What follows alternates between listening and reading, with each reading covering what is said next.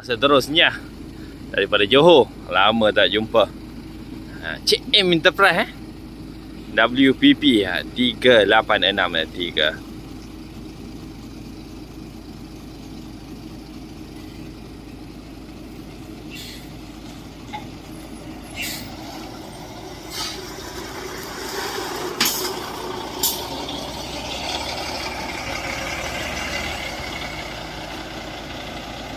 So total bas yang telah sampai 1, 2, 3, 4, 5, 6 dan 7 buah bas dan sebuah van.